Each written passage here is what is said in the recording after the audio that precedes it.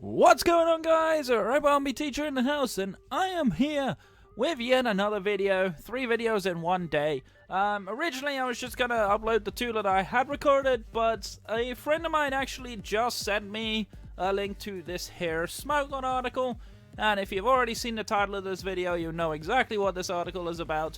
But yeah, so Smogon's council has decided to quick ban Galarian Darmanitan, which I don't think any of us are surprised about, but I want to talk about this article specifically for a number of reasons, not just about Galarian Darmanitan, but also about how this could set a very poor precedent for Smogon in general.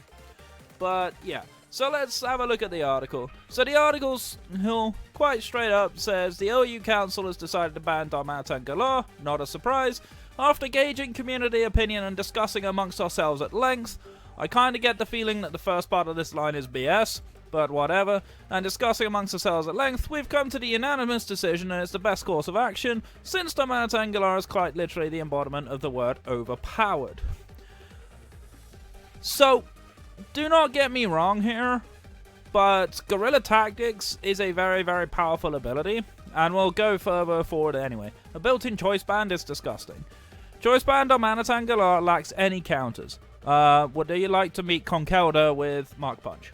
Or any fighting priority move, like Vacuum Wave Lucario, anything like that. So it doesn't lack counters, it just doesn't have very good ones. While this doesn't necessarily mean a Pokemon's broken by definition, but that's how Smogon pretty much do things, in this particular case there are very few arguments to lay on top of that. The moves Darmanitan Galar needs to employ to be uncountable typically range from 2 to 4 depending on matchup. So you're basically saying that it's matchup dependent. So to say that it lacks counters and then say that it's matchup dependent, you're contradicting yourself straight from the get-go. So this article, with 5 lines in, is already contradicting itself. This means that it isn't really restricted by any form of 4 move slot syndrome. Yeah, kind of. It only needs an ice move and U-turn and then coverage moves. So, honestly, 4 slot syndrome's not really a thing. But then again, that was the case with regular Darmanitan as well. So, or I should say, Unovan Darmanitan. So it's no different. Additionally, it can usually freely click the ice move U-turn for great returns, rarely not getting satisfactory damage no matter what gets clicked. However, this does not take into account entry hazards. To top it all off, Darmanitan Galar is occupying a proud 95 base speed tier. This is a lot for the Sword and Shield OU metagame. Yep, for the 3rd generation in a row really, the OU metagame has got quite a slow speed tier. But that's not really the biggest problem. It outspeeds the entire roster of defensive Pokemon OU has to offer, or that's your fault for cutting the national dex, as well as faster staples such as Togekiss, Excadrill, and Rodon forms, merely losing out to a handful of exceptionally fast outliers. This is looking at things like Dragapult and various Pokemon like that. I don't think Galarian Linoon gets enough fighting priority to be able to make full use of this, but yeah. And then it lists a couple of the damage calcs that they did on their own calculator against the defensive ones. Toxapex with Earthquake, that is relying on having Earthquake, and this is banded, plus attack. This also is +1, which is interesting. So, I don't know where it's got the +1 from, because this is just Guerrilla Tactics anyway. So this is Guerrilla Tactics plus band, but it's +1. So I'm not sure why it's +1. That could just be Smogon just trying to sneak it in and justify it, but I'm not sure. 44% chance to Oko after Black Sludge. So it's still pretty strong, but it's a guaranteed 2-shot, basically. Not bad, definitely powerful, but that is at +1. I'm sure if it's at neutral with Guerrilla Tactics, then that probably doesn't apply.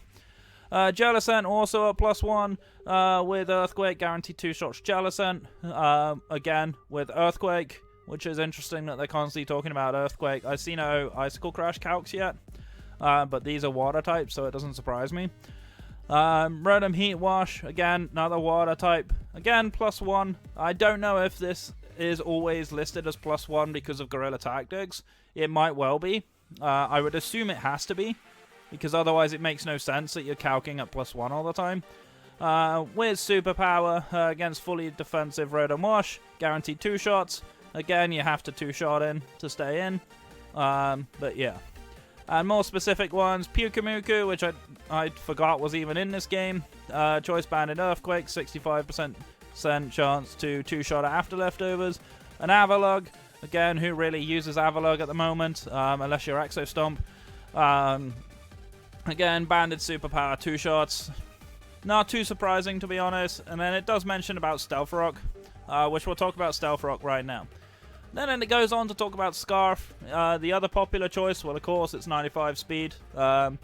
Scarf allows it to outspeed Pokemon like Dragapult, which we mentioned already, and prevent it from being outsped by slower Pokemon holding Scarf, such as Rotom. Additionally, Choice Scarf enables Galarian Darmanitan to escape Dugtrio at times, depending on circumstances. Again, that's a very specific reason. You know, we're not really talking about the whole metagame. Like, so far, we're talking about, yeah, sure, Toxapex is a common Pokemon, and Rotom Wash. But, like, Rotom Heat's more used in doubles, and Jellicent's hardly ever used. And then Pyukumuku, Avalugg, yes, they're defensive Pokemon, but you very rarely see them unless you're running Stall. So, it's surprising to me to see that they're using these kind of Pokemon. While this means that Galarian Darmanitan is able to get countered by certain Pokemon... Wait, hold on a second. While this means that Darmanitan Galar is able to get countered by certain Pokemon. And then it goes on about lacking counters for Choice Band. Like, make your mind up, Smogon. Like, you're trying to tell me that it has no counters? Like, if it's banded, but if it's scarfed, it has counters? Most of the counters, which is fighting priority, doesn't care if it's scarf or banded. So you're not even telling us the truth here. It maintains remarkable power. Well, of course it does. It's supposed to be a physically offensive Pokemon. What do you expect? Access to U-turn also means that it's able to make progress against those. Lastly, the sheer existence popularity of Scarf further supports Band's effectiveness due to the respected demands, and the opposite is true as well to a lesser extent. I mean, the thing is, if you see Darmanitan, you're gonna know it's Scarf or banded anyway, so you're already probably gonna have some idea of measure against it. So let's talk about its flaws. Addressing, not spelt correctly, good job, Smogon. It's 2 obvious flaws, and why they do not suffice to keep Darmanitan in check.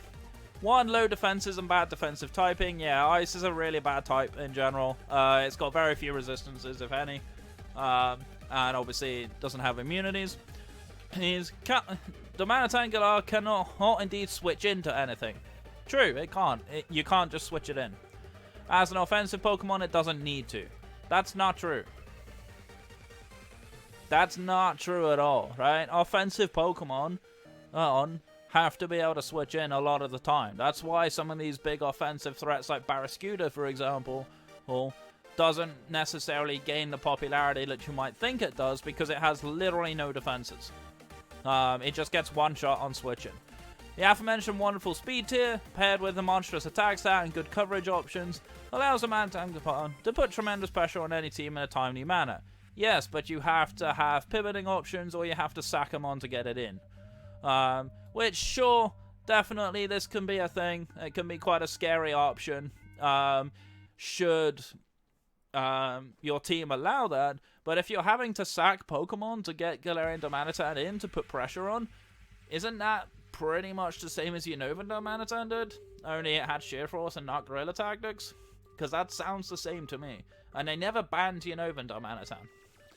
The hazard weakness, again, this is the same thing with the Unova Darmanitan. It's weak to every single hazard, which was true for the other Darmanitan as well. Stealth Rock looks like a limiting factor until you play any game against or with Darmanitan Galar and realise it will gladly take 25% for the opportunity to dish out an attack, as that will most likely have fatal results.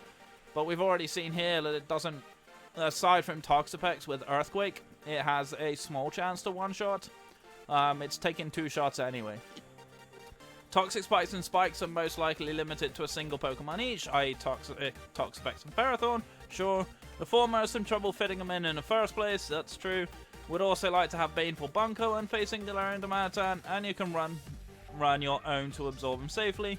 Spikes can be a nuisance, but at the end of the day, they act very similarly to Stealth Rock, and Darmanitan usually abuses Ferrothorn and structures he's on pretty well. True, it does. But what you're forgetting here is that all of this is thinking about guerrilla tactics. There's literally no mention of Zen mode here at all. It's purely guerrilla tactics that they're basing this whole argument on, which I think to me is kind of where the problem lies. And we'll look at the last bit and then we'll talk about why I think this is a bad precedent. So, Darmanitan with guerrilla tactics is broken, why aren't we just banning it?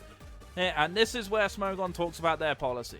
We ban Pokemon regardless of whether their move pool, their stats, or their ability makes them overpowered. Our tiering system is built on this principle. Banning Pokemon components separately will produce a bloated and convoluted rule set if consistently used as a first measure.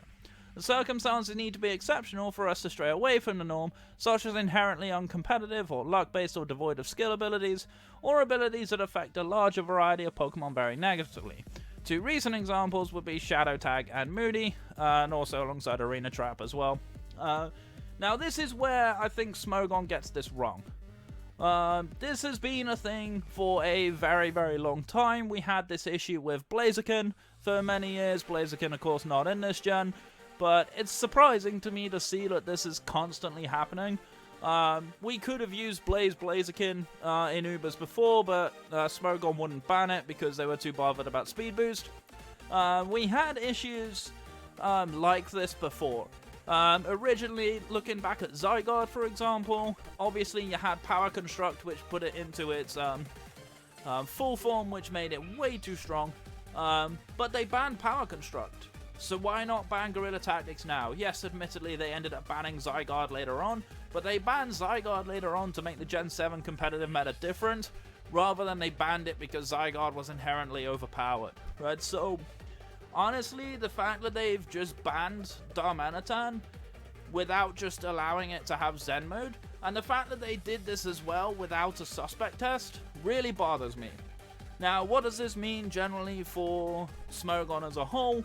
It seems to me that Smogon this generation are being a lot more heavy-handed with what they're banning than they have been in previous generations. Now, we've not had a single suspect test yet, so Dynamax already got banned, and now Darmanitan has gotten banned.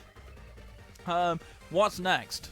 You know, what's next to take the hammer without a single suspect test? It kind of really concerns me that this is happening, but having said that, this does not affect anything other than Smogon. So if you are not using Smogon and you're using Battle Spot or you're using in-game ranked singles ladder, go ahead, enjoy yourself, right? Use Galarian Darmanitan as much as you want, because it deserves to be used. I think this Pokemon, while it is inherently strong, and it doesn't surprise me to see it getting banned, the manner in which it's banned really does concern me, as someone who has used Smogon in the past, as someone who often uses Smogon to build teams and test teams before I take them onto ladder. It surprises me that they're willing to take such mercenary action with very little input, especially as they start trying to claim they gauge community opinion, but they admitted that they discussed it amongst themselves at length in the same sentence, you know. I'm really concerned by articles like this. I don't want to see more Pokemon banned in this way, and if that is the case, then Smogon's making a big mistake, in my opinion. I feel like this just shows everything that Smogon does wrong, and I hope that this doesn't set the precedent that I think it will, but it does not surprise me to see this as a thing, right? I mean, it's not hard to ban abilities. You've done it before, so, you know, you banned Guerrilla Tactics, you mentioned Shadow Tag and Moody, you know, obviously they're different. But at the same time, just banning Guerrilla Tactics and allowing Zen mode where you have to be below half health to proc it is not beyond the realms of possibility to me. If you just allowed it to have Zen mode and then suspect tested it, then sure, I get it. Or if you're banning it early because you're concerned about it being oppressive and suffocating the metagame, and then suspect test it in a couple of weeks' time when a lot more people are actually starting to play the competitive, then I would understand it. But right now, all I'm seeing is just a ban with no suspect test whatsoever, very little evidence to back that you gauge community opinion, so it really concerns me. Hopefully this is the only one, and hopefully this doesn't keep happening, but if it does, then I'll sure to let you know, and I'll sure to let you know what my opinion is on it. But for now, do I support the ban? Yes, I support the ban, but I don't support the manner in which it was done. So, that's going to be it from me. I've got an ADL match to prepare for. Going to be quite tricky. So, yeah. Either way, that's going to be it from me. So, thank you so much for watching. My name is Rabombi Teacher. I'm your coach of the Royal Bourne of Rabombis. Stay safe, stay awesome, and I'll see you guys next time. Take care.